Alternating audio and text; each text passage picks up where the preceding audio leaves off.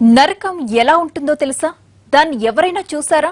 చూడాలంటే సిరియా వెళ్లాల్సింది. నరకానికి నకలు సిరియా అలెప్పో నగరం. ప్రజలు నిత్యం చావుతో సావాసం చేసే ప్రాంతం అది. కడుపు నింపుకోవడానికి బ్రెడ్ ముక్క కోసం 6 గంటల క్యూ లైన్లో నిలబడాల్సిన దుస్థితి ఇప్పుడు అక్కడ ఉంది. రోడ్డు మీదకొస్తే ఇంటికి వెళ్తామో లేదో తెలియదు. ఇంట్లో ఉంటే రేపు ఉదయాన్ని చూస్తామన్న నమ్మకం లేదు. ఎప్పుడు ఎటు నుంచి తూటా దూసుకొస్తుందో తెలియదు. యుద్ధ విమానాలు ఎప్పుడు బాంబుల వర్షం కురిపిస్తాయో అర్థం కాదు. ప్రజావాసాలపై దాడులు చేయకూడదన్న యుద్ధనీతి వర్తించదు. సిరియా అలెప్పో నగరంలో పరిస్థితి ఇది.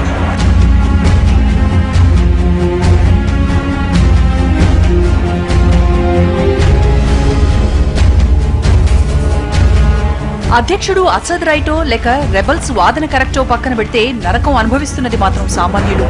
ఇప్పటికే 1,00,000కు పైగా ప్రాణాలు పోయాయి, ఇంకెన్నో పోతున్నాయి. బాంబుల వానలో మరెన్నో జీవితాలు శిథిలాల కింద సమాధి అవుతున్నాయి. ఎటు వెళ్లాలో తెలియని అభాగ్యులు లక్షల్లో ఇంకా అలెప్పో నగరంలోనే ఉన్నారు.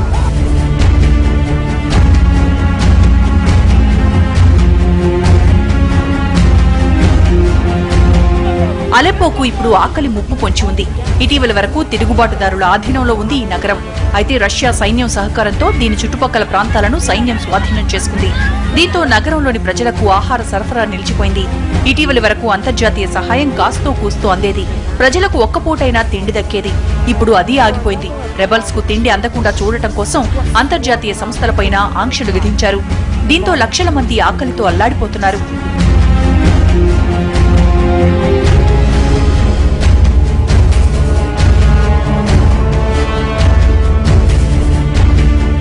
ఒక్క బ్రెడ్ కావాలంటే క్యూ లైన్లో కనీసం 6 గంటలు నిలబడాల్సిందే.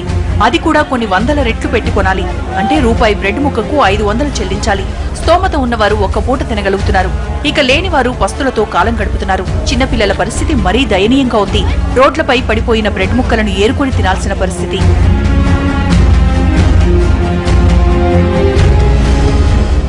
ప్రజలు నగరం నుంచి బయటకు వెళ్లేందుకు రక్షిత మార్గాలను ఏర్పాటు చేశామని సిరియా సైన్యం చెబుతోంది. అయితే తిరుగుబాటుదారులు ప్రజల్ని మానవ కవచాలుగా అడ్డుపెట్టుకుంటున్నారని, బయటకు రానివ్వడం లేదని ఆరోపిస్తోంది. ఇప్పుడున్న పరిస్థితులే నెలకొంటే అలెప్పోలో ఆకలి చావులు తప్పవు.